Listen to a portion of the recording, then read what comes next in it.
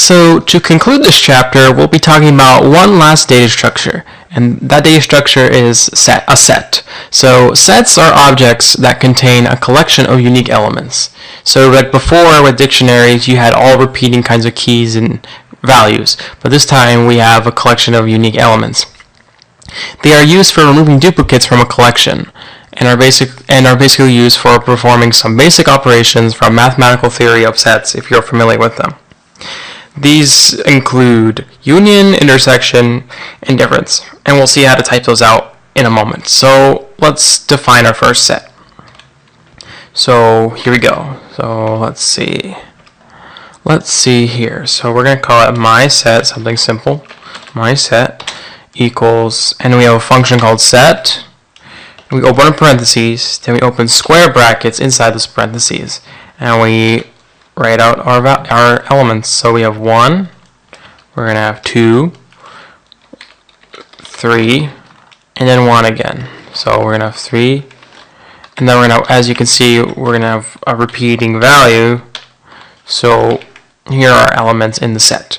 So when we print that set,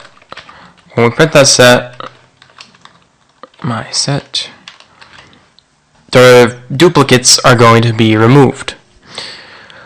And so let's talk about those mathematical operations I talked about earlier. So we have union, we have intersection, and then we have a sort of difference.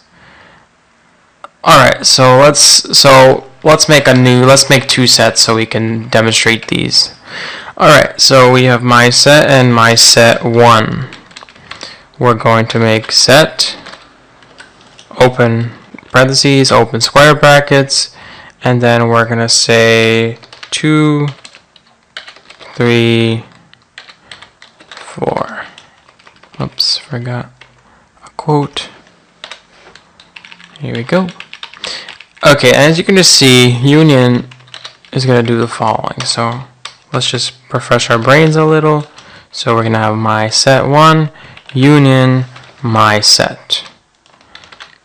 And we got everything without repeating elements put together. So we had 1, so since these are duplicates, we don't display them. So we have 1, 2, 3, 4, because 4 is the new element being added in. Alright, so we have intersection now. We're only going to get the ones that are matching, so we got 1, 4. So we got ones that are intersection, as you know, takes all the elements that are found in both, that are unique to both sets, and displays them. And the next one, difference, is going to do the following. It's just going to get the one where it's different. So in this one we don't have 1, 2, and 3. We don't have 2, we don't have 3, we don't have, and that's pretty much the only unique one. Anyway, moving on.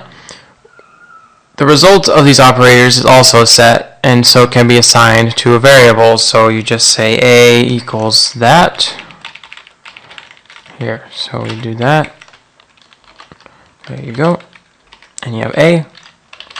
And there you go, same thing. Alright, so you can also check if a subset is a subset of another subset by doing the following. So let's say we have A, and that's the variable, and we say less than or equal to my set. And you're going to get a Boolean value, false. But if we did, let's say my set 1, we get true. And we can do it the other way, going the other way, so which is false because all the values, you can do it the opposite direction. So A has a subset of everything in my set, which is false because my set contains A, the other side A. Alright, moving on. You also have another useful function called, it's the add function, which allows you to add an element to a set. So we're going to do that right now. Let's remove this line right here. And then we're going to say, I don't know, my set dot add. And then inside the parentheses, we have our value to be added. So we have 5. Set. Oops. And there you go. So we added it to the set. And that's pretty much concludes the chapter on data structures. And we hope to see you again, so tune in next time.